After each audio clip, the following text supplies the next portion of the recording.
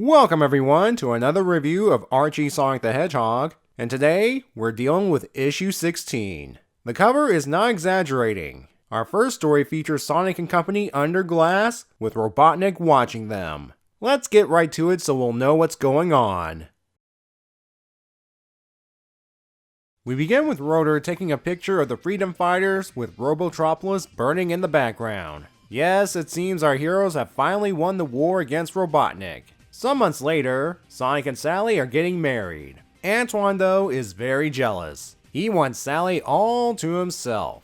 Besides that, things seem too good to be true. That's because it is. The whole thing is a virtual reality prison courtesy of Robotnik. He's so happy that he recounts the plan to Crabmeat and the S6 who carried it out earlier. In reality, it's for the audience's benefit. Lure Sonic and his friends to a certain location with the promise of free chili dogs, knock them out with sleep gas, and place them in virtual reality chambers to get them out of the way. He then launches his War Machine tanks to wreck Mobius. Back in VR land, Antoine somehow usurps Sonic and becomes the groom at the wedding.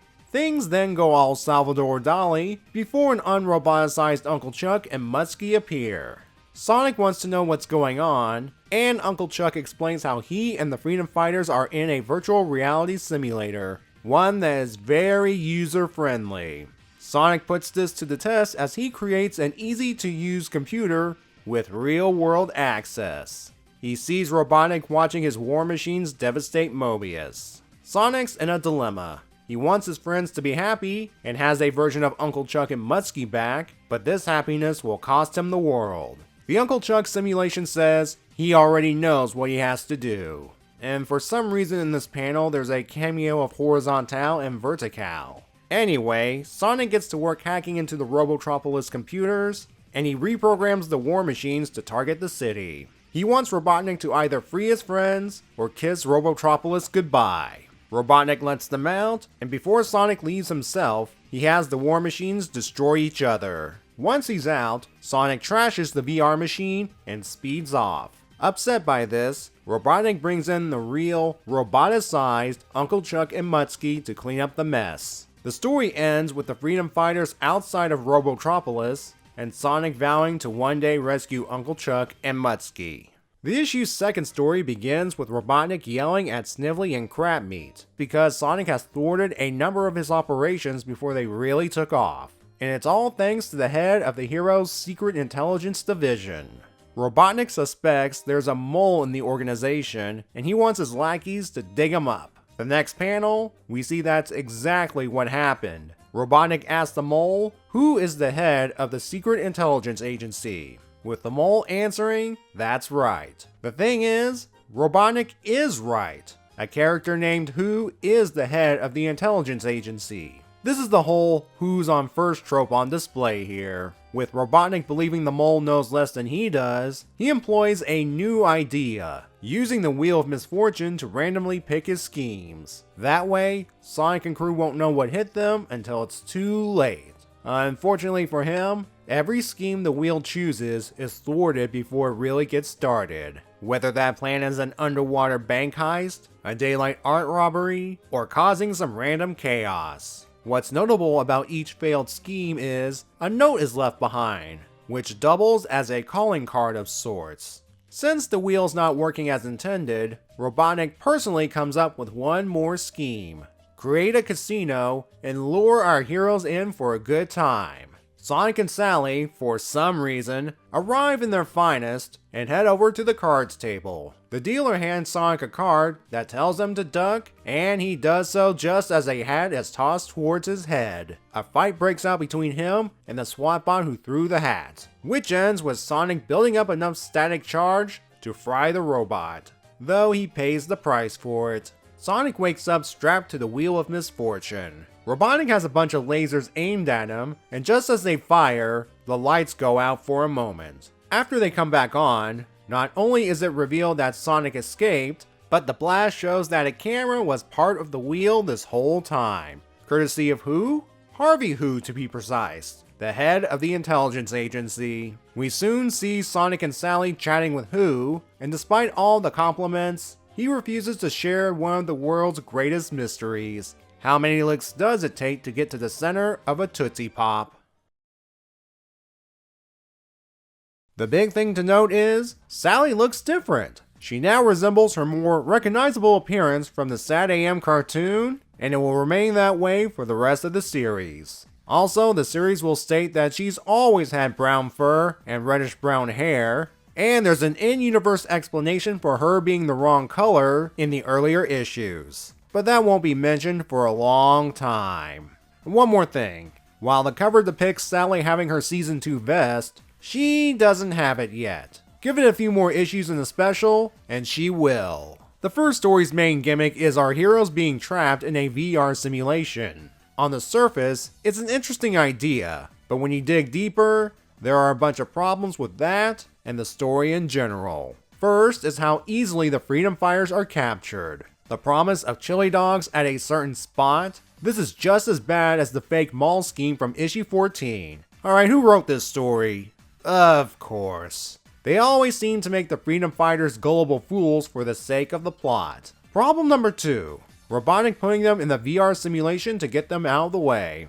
I don't want to give advice to the villain, but wouldn't it be better if Robotnik turned them into robots? He clearly had the advantage. And as evidenced by the roboticized Uncle Chuck and Mutsky, the technology still exists. Well, here's why it didn't happen. 1, the series would be over, and 2, it seems the writers want to use their ideas to get the heroes out of the way, rather than using established concepts. Since one of the writers is Penders, I'm not surprised. Finally, problem 3. Robotnik, whether he intended it or not, has made the simulation a little too user-friendly. Maybe it's because he wanted the Freedom Fighters to be preoccupied with their heart's desires, which includes winning the fight against Robotnik, Sonic and Sally getting married, Antoine stealing Sally from Sonic, I'll get to that in a bit, and Sonic having Uncle Chuck and Mutsky back. Once Sonic learns what's going on from VR Chuck, another thing I'll get to in a bit, he creates a computer that thwarts Robotnik's plan. In a way, Robotnik did this to himself. Now going back to Antoine, I think this is the first time we've seen him interested in Sally in a romantic way. At this point in the comics history, more Sad AM elements are being introduced. Might as well have the annoying love triangle between Sonic, Sally, and Antoine. Yes, I am calling it annoying. I apologize to those who actually like that stuff, but that's just how I feel. One of the more head-scratching things about this story is how virtual Uncle Chuck explains everything to Sonic willy-nilly. It could be the user-friendly virtual reality at work again, or maybe since the real-world Uncle Chuck appeared at the end, he might have been talking to his nephew through some weird machine Wi-Fi connection or something. This whole situation is very vague. Whatever the case, the intent is to have Sonic face a moral dilemma. Stay in this reality where you can have everything you ever want, or go back and face the real world in order to save it. In my opinion, I refuse to believe any version of Sonic would choose to sacrifice the world for some personal happiness.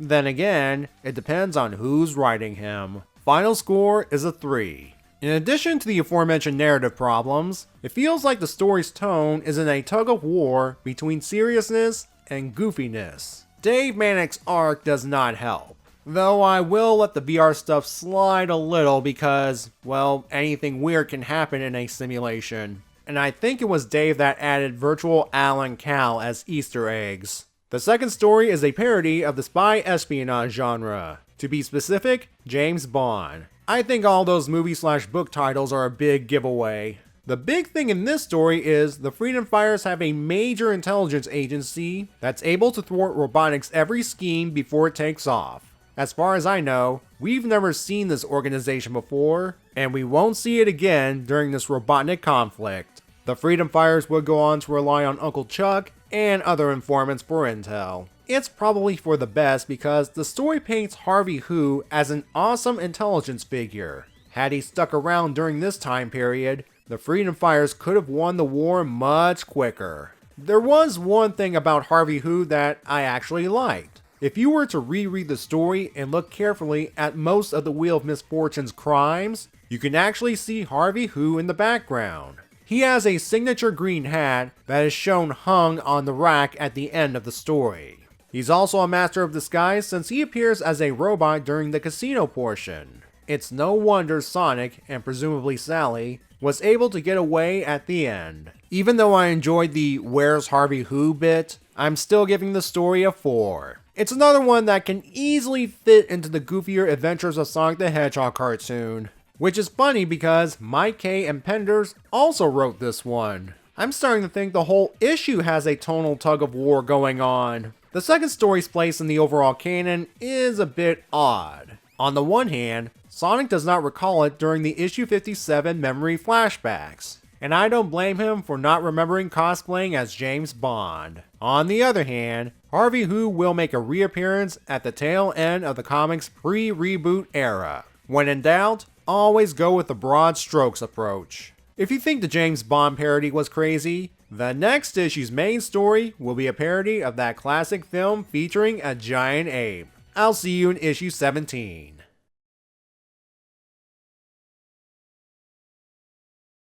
Look at it this way, Sonic. At least Uncle Chuck doesn't have to charge you 5 cents for advice.